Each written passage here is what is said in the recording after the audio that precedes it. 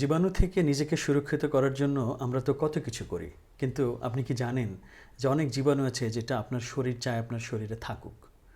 জীবাণুর সাথে আমাদের এই যে সম্পর্ক, কিছু জীবাণুকে আমরা দূরে সরিয়ে রাখতে চাই এবং কিছু জীবাণুকে চাই আমাদের শরীরে বসবাস করুক। এটি কিন্তু অত্যন্ত গুরুত্বপূর্ণ একটি বিষয়, বিশেষ করে আমাদের সুস্বাস্থ্যের জন্য। আমাদের শরীরে প্রায় 38 ট্রিলিয়ন অর্থাৎ 38 ট্রিলিয়ন জীবাণু বাস করে, ব্যাকটেরিয়া বিশেষ করে। এই যে 38 ট্রিলিয়ন, এটি আসলে কত বড় সংখ্যা! আপনি যদি 38-এর পরে 12টি শূন্য দেন তাহলে সেটি হবে 38 ট্রিলিয়ন।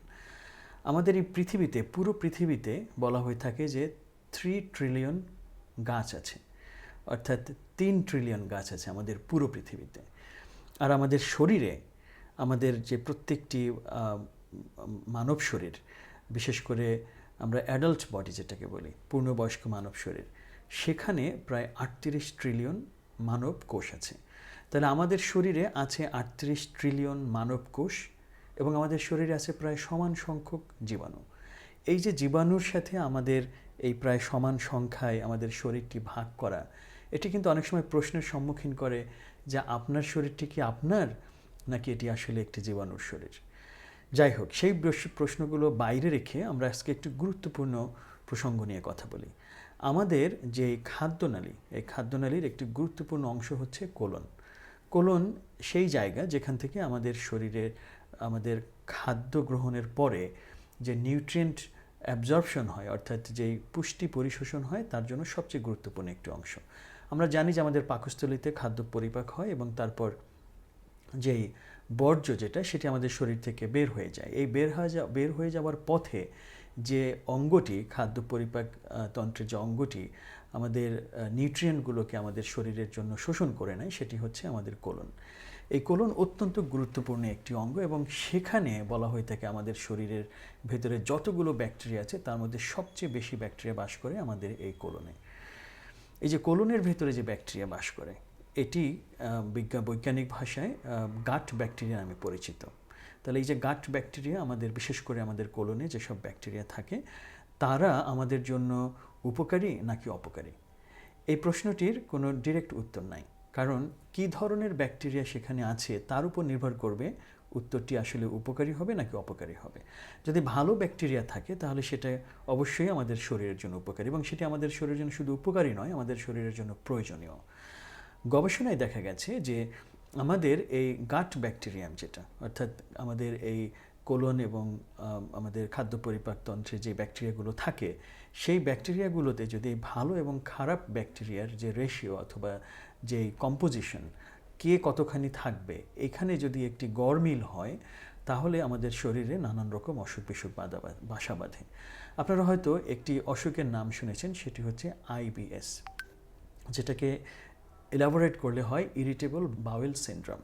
অর্থাৎ অনেকেই থাকেন যারা একটু খাবার খেলেই খাবারটা হজম করতে পারেন না, তাদের হয়তো কন্টিনিউয়াসলি তাদের ডায়রিয়া হচ্ছে, অথবা তাদের বমি হচ্ছে, অথবা তাদের পেটে অনেক গ্যাস তৈরি হচ্ছে, তারা খুবই ডিসকমফোর্ট ফিল করেন।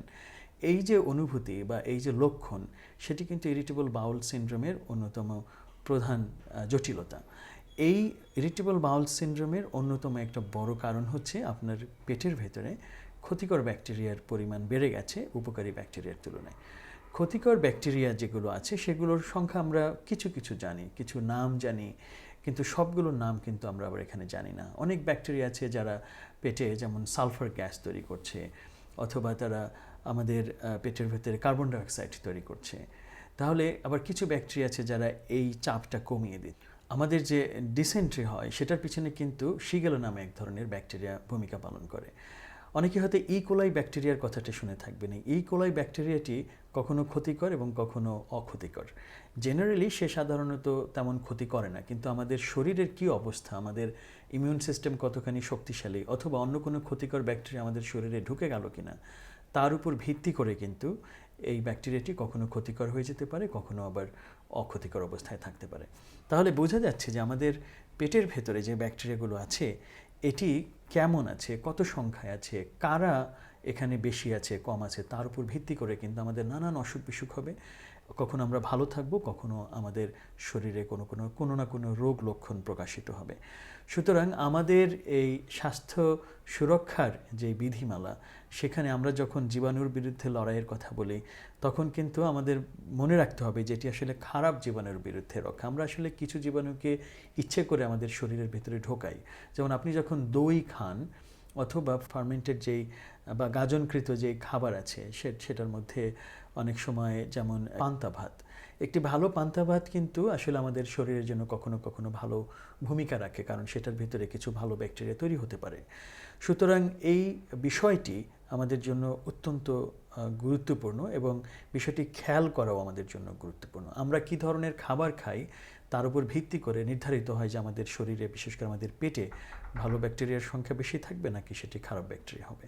সুতরাং এই গাট ব্যাকটেরিয়ার উপর কিন্তু আমাদের স্বাস্থ্যের অনেকখানি নির্ভরশীল, এবং এই গাট ব্যাকটেরিয়ার দিকে খেয়াল করাটাও আমাদের সুস্বাস্থ্য সুরক্ষার একটি গুরুত্বপূর্ণ অংশ।